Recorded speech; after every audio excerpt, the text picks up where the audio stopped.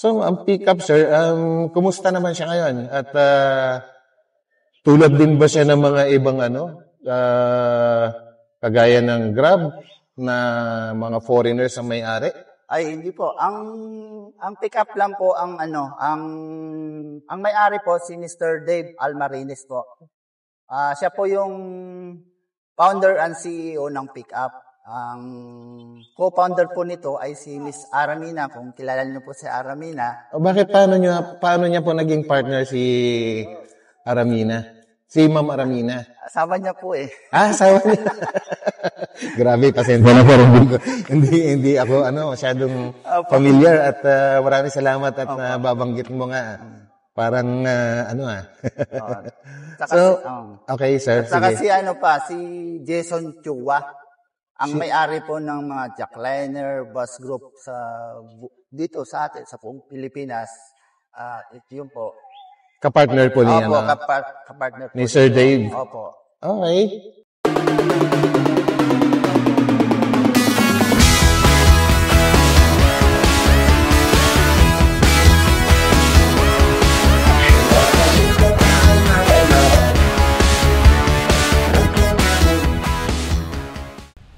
So yan guys, good morning, good afternoon, and good evening po sa lahat. Ito muna ang inyong lingkod, Batang Elio po, Nandito tayo sa Neapolitan, sa likod lang ng SM Fairview, yan po. At napansin ko kasi andito si Mr. Bradley, matulog na matulog po pangalan niya ngayon, regarding po sa sa business niya. Kumbaga parang mabilis siyang nakapagparami ng sasakyan regarding po sa TNVS. And so susubukan po natin kausapin kung papayag po siyang ma-interview. So yan po. Yes, sir.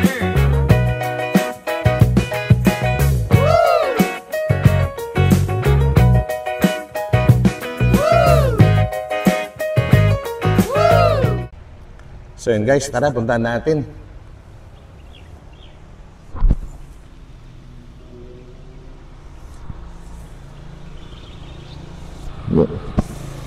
Hey, sir.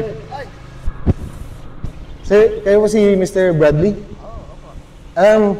Okay lang po ba ma-interview kahit saglit? Ayun, mabuti naman.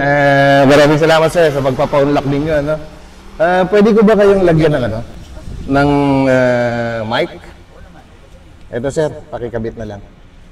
Bato na lang. Dito lang sir, Yan.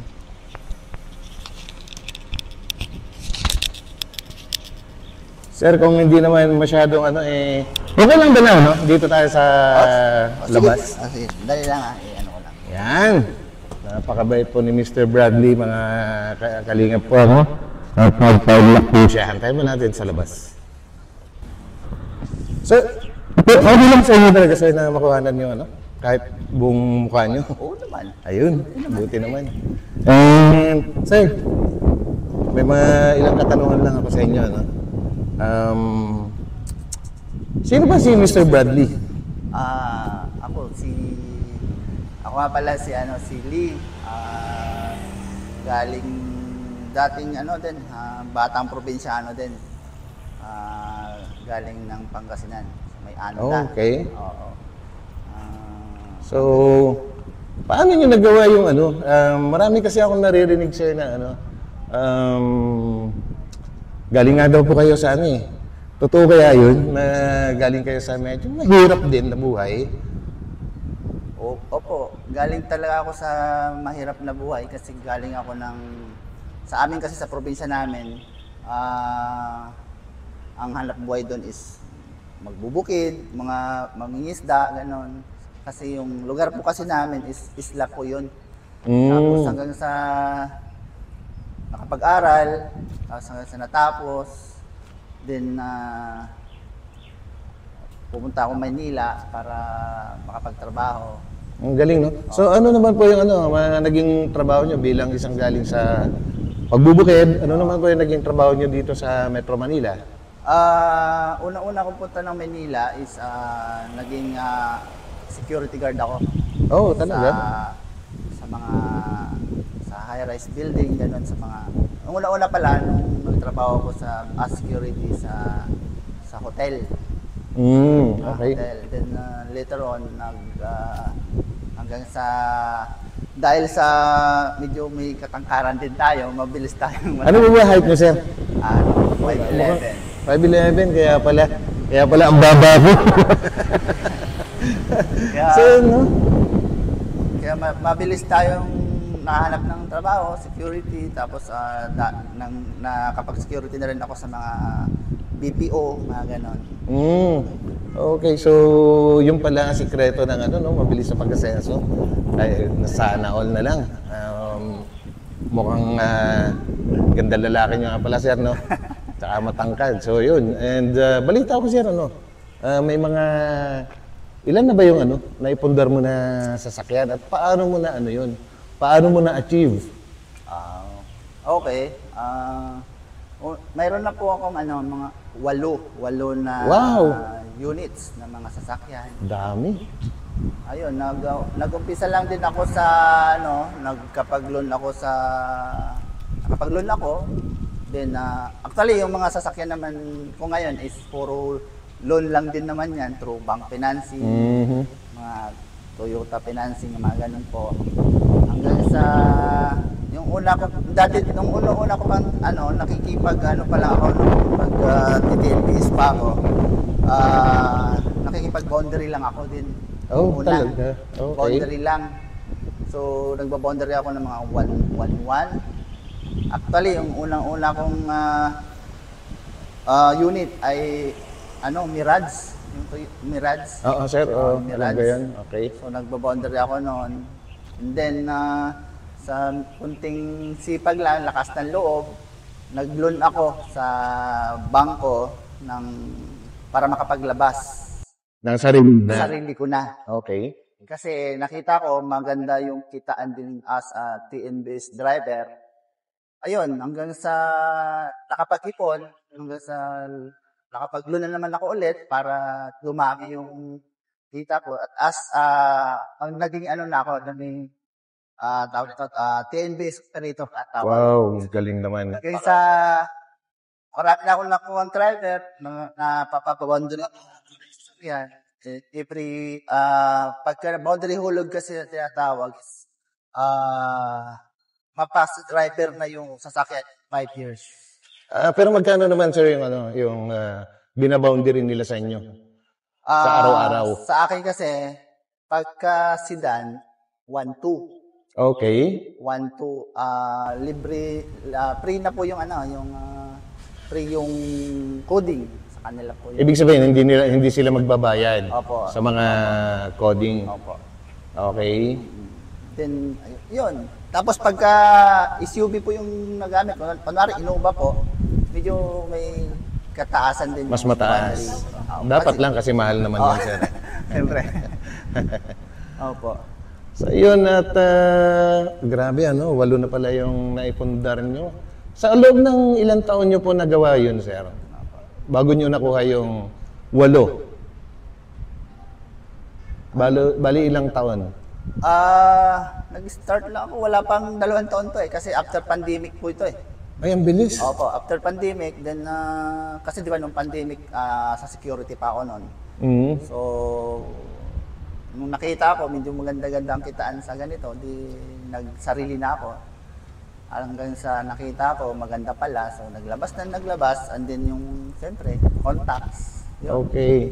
So sir, pwede ko ba kayong matanong kasi may babasa din ako sa Facebook page na parang meron daw kayong meron kayong group na ganyan. Opo. At nakita ko siya parang ang nakalagay doon Brad. Parang BRAD. Ano ba ibig sabihin ng Brad?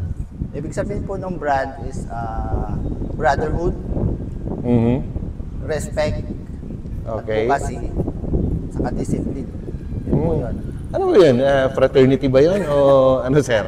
Kasi may brotherhood eh. Hindi po, lang po yun, samahan po yun ng parang alliance ng TNBS para nagtayo ako ng ganun para sa mga member din ang makikinabang later on. Ah, ang ganda, no? So, ibig sabihin, tumutulong na rin pala kayo sa ibang mga, mga baguhan na driver at operator. Yun ba yun? Opo, Yun ba yun? nag-assist din po ako ng through TNCs. Ganun po. Para i-assist ko po sila para i-process yung TNBS nila papunta sa LTFRB para maging legit na prangkisa. Wow, ang galing pala, no? So, sir, kung sakaling parang nakaka-inspire po kasi yung kwento nyo, no? Paano kaya kung ako kukuha din kaya ako maglalabas ako ng kahit sedan muna, pwede ko ba kayong malapitan para makapagpatulong? Yes, sir. Pwede. Ayun, ginagawa ko grabe. ngayon. Antindi. Oo. So, ko. Gusto So, pa. sir, regarding naman sa ano bang advocacy ninyo? Bakit may advocacy yung brand? Ang advocacy talaga namin is para makatulong sa kapwa kong mga driver. So, sir, pasensya na, naputol kanina, no? Hindi po. Nasaan na nga ba tayo? Ano ba yung last na tanong ko? Yung advocacy ninyo, napakaganda. Opo. Ay, ano ba yung kasuotan nyo ngayon na pick-up? Isa rin ba yan sa mga Ay, opo. Ito po, ang suot ko ngayon, ito yung pick-up. Ito po yung isang TNC po ang tawag dito. Ang ibig sabihin po ng TNC is Transport Network Companies po. Ito po yung nagpa-process ng TNBS. Ang ibig sabihin po ng TNBS is Transport Network Vehicle Services. Ito po yung magiging prangkisa at ito pong TNBS na to, ang nagpa-process po nito ay ang TNC sa LTFRB para maging prangkisa po. Pag lumabas po yung mga slots na galing LTFRB. para maging legal siya? Oo, para maging legal. Okay. Para makapagbiyahe ka ng katulad ni Grab, pick up, ganun po. In-drive, ganun. So, kumusta naman po ang biyahe dyan sa pick-up? Kasi sa pagkakaalam, pasensya ka na sir kasi halos bago ko palang parang nakita ito, kadalasan kasi nakikita ko mga Grab, Joyride, yung mga ganyan. Ito pa ba ay bago lang itong pick-up? Opo, ang pick up po is nilaunch lang siya nung April. Bago lang. Yata yun, ganun. 2003? 2023. 23. 24, okay. Opo. Sorry. So yan, so ang pick-up sir, kumusta naman siya ngayon? At tulad din ba siya ng mga ibang kagaya ng Grab na mga foreigners ang may-ari? Ay, hindi po. Ang pick up lang po ang may-ari po si Mr. Dave Almarines po. Siya po yung founder and CEO ng pick up. Ang co-founder po nito ay si Miss Aramina, kung kilala niyo po si Aramina. Bakit paano niya po naging partner si Aramina? Si Ma'am Aramina? Asawa niya po eh. Asawa niya. Grabe, pasensya na po. hindi ako masyadong familiar at maraming salamat at babanggit mo nga. Parang So, okay sir, At saka sige. si Jason Chua. Ang may-ari po ng mga jackliner bus group dito sa atin, sa buong Pilipinas. Yun po. Kapartner po niya. Opo, kapartner po. Ni Sir Dave. Opo. Okay. So, parehong mga Pinoy. Mga Pinoy po. So, Kung mapapansin niyo po yung mga buses, may nakalagay doon sa likod ng pick-up. Yun po yun. Okay. So, kailangan pala talaga dahil mga Pinoy sila, kailangan tangkilikin natin yan. Opo, sir. Siyempre. Unahin natin yung sariling atin, di ba? Para makatulong naman sa ekonomiya ng ating bansa, Ayan. So, sir, ano pa masasabi niyo tungkol naman sa pick-up? Ano bang kwento niyan? Ang pick-up naman po ay maganda rin siya. So, malakas din ang biyahe dito. Lalo-lalo na po sa airports. Lahat po ng airports ngayon ay meron po doong mga pick-up booths. Okay. Opo, Terminal 1, 2, 3. Ganda pala, Sa susunod pa. So, ibig sabihin, mabilis pala yung paglago ng pick-up. Opo. So, yun. Sir, pasensya ka na, naabala kita ng gusto Hindi, ha. okay lang ho. Okay lang talaga sir. So ano pa yung ano, siguro baka may lakad pa kayo ano, hingan na lang kita ng ano, ng huling mensahe kung ano naman ang may papayo mo sa amin. Kagaya ko nagpaplano din akong ano, kumuha ng dahil narinig ko nga sa inyo ano, parang maganda parang gusto ko na ring ano, mag-join. Sige po. Anong pwede mong maipayo sa amin bilang baguhan kung sakasakali? At sa aming mga nagpaplano. Ang may papayo ko lang po, pagka gusto ko pumasok ka sa ABS, siyempre, kukuha ka muna ng sasakyan. Okay, siyempre. Para may pasok na natin sa ganito. Kung meron na po kayong sasakyan, pwede po akong kontakin or PM nyo po ako o di kaya sa Facebook page namin, pwede po kayong mag-ano doon sa Brad. So sir, excuse me lang sir. So ibig sabihin, paano ka namin makokontak? Pwede bang mahingi yung ano mo? Yung number mo or ano ba? Ano ba yung pwede mong ma-share sa amin para makontak ka namin kung sakasakali man? Pwede nyo akong kontakin sa mismong Facebook page ng Pick Up. Pwede rin. Direkta na kayo doon. Through online lang naman. I-search nyo lang po yung Pick Up doon. Lalabas na naman po doon yung mga contact number at saka location ng pick up. Pwede ka rin kayo through online na apply, ganun. Pero kung sakasakali sir na pagdating ng araw at ako'y handang-handa na makakuha ko ng sasakyan, pwede bang ikaw mismo yung lapitan ko para magpatulong? Pwede, kahit nga ngayon So yun. process natin Yun yung gusto kong marinig. Wala pang sasakyan sir. Opo. Kaya, siguro mamaya. Maglalabas ako mamaya. Sige. Ang bilis, no? So sir, pwede mo mahingi yung mismong direct number mo? At ilalagay ko rin dito. Okay lang ba? Okay. Ilagay ko dito. Pwede I-post naman. ko yung number mo para kung sakaling meron ding ibang makapanood nito at interesado rin mag-join na kagaya ko, ay alam kagad nila kung sino yung hahanapin at mabilis. Pwede, anytime. Ayun. So, sir, pwede mo bang banggitin yung number mo? Huwag muna. Hindi ko pa alam kung ano number ko. So, sir, kunin ko na lang mamaya sa inyo yung number at ilalagay ko na lang dito. Okay lang sa inyo? Sige. Ayun. So, sir, hindi na kita istorben ng mahaba, ano? So, last words. Bago ko kayo pakakawalan. So sir, yun, grabe. Maraming salamat talaga sa inyo sir at napaunlakan po ninyo ako. Siguro malaking tulong talaga ito para sa amin na nag-a-aspire na gayahin din yung yung mga naging kwento nyo na sana makapagparami rin kami. And yun talaga sir, maraming salamat at pinunlakan mo ako So, sir, alis muna ako at maraming salamat, sir. So, last words. Thank you. Okay. So, yun na. Thank you. Magaling nga, sir. Ang haba ng sinabi niya. Thank you.